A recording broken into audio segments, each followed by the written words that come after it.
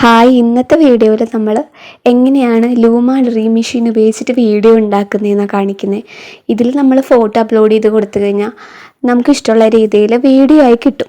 അപ്പോൾ അതിന് വേണ്ടി നമ്മൾ ഫോട്ടോ ഉണ്ടാക്കുകയാണ്. അപ്പോൾ ഞാൻ ഉണ്ടാക്കുന്നതിൻ്റെ പഴയ ഒരു ഫോട്ടോയും പിന്നെ പുതിയൊരു ഫോട്ടോയും വെച്ചിട്ട് രണ്ടും കൂടെ ഇതുപോലെ കോളേജ് ഉണ്ടാക്കിയിട്ട് നമ്മൾ അപ്ലോഡ് ചെയ്ത് കൊടുക്കാമെന്നാണ് വിചാരിക്കുന്നത്. ഗൂഗിൾ എടുക്കുക, നമ്മൾ ലൂമ ഡ്രീം മെഷീൻ അടിച്ചു കൊടുത്തു കഴിഞ്ഞാൽ ഫസ്റ്റ് വരുന്ന വെബ്സൈറ്റ് ഓപ്പൺ ചെയ്യുക. അതിൽ ട്രെയിൻ നൗ എന്ന് പറഞ്ഞിട്ട് മുകളിലായിട്ട് തന്നെ കാണും. അതിനുശേഷം സൈൻ ഇൻ വിത്ത് ഗൂഗിൾ എന്ന് പറഞ്ഞിട്ട് കൊടുത്തിട്ടുണ്ടാവും. അതിൽ നമ്മൾ ഇമെയിൽ ID വെച്ചിട്ട് നമ്മളത് ഗൂഗിളിൽ ഓപ്പൺ ചെയ്യുക. ഓപ്പൺ ചെയ്ത് കഴിഞ്ഞാൽ ഇങ്ങനെ ഒരു സ്ക്രീനാണ് വരുന്നത്.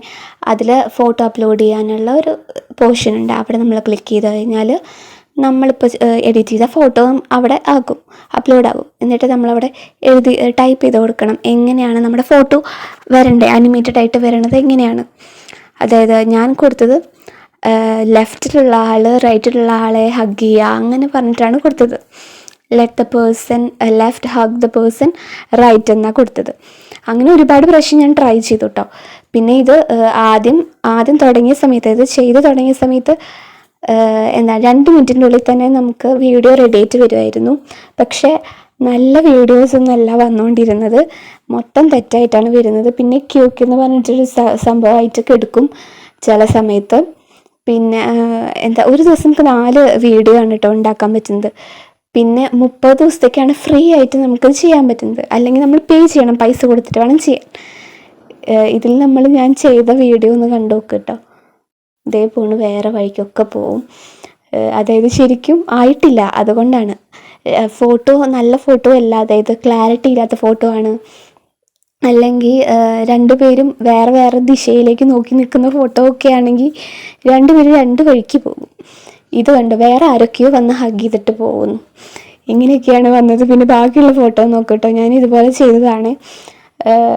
ഒരുപാട് ഞാൻ എഡിറ്റ് ചെയ്ത് നോക്കി, കാരണം സൈഡ് തിരിഞ്ഞ് നിൽക്കുന്ന ഒരു ഫോട്ടോ ആണെങ്കിൽ നമുക്ക് പെർഫെക്റ്റ് ആയിട്ട് കിട്ടുന്നുള്ള രീതിയിലാണ് അങ്ങനത്തെ ഫോട്ടോ ഒക്കെ നോക്കിയിട്ട് ചെയ്തു. പിന്നെ ബാക്ക്ഗ്രൗണ്ടൊക്കെ വരുമ്പോൾ ബാക്ക്ഗ്രൗണ്ടിൽ ആരെങ്കിലും ഉണ്ടെങ്കിൽ അവരൊക്കെ വന്ന് നമ്മൾ ഹഗ് ചെയ്യും. അതിനേട്ടും ഭേദം നമ്മൾ ആ ബാക്ക്ഗ്രൗണ്ട് ഇല്ലാത്ത പ്ലെയിൻ ആയിട്ടുള്ള ഫോട്ടോസ് യൂസ് ചെയ്യാനായിട്ട് ശ്രദ്ധിക്കുക. എന്നിട്ട് ഞാൻ വാക്ക് അവിടെ അടിച്ചു കൊടുക്കുന്ന വാക്ക് മാറ്റി let the persons hug each other എന്നാക്കി. എന്നിട്ട് നോക്കി അപ്പം കണ്ടത് ഇപ്പം വരും കേട്ടോ. കോമഡിയാണ് എല്ലാ വീഡിയോസും.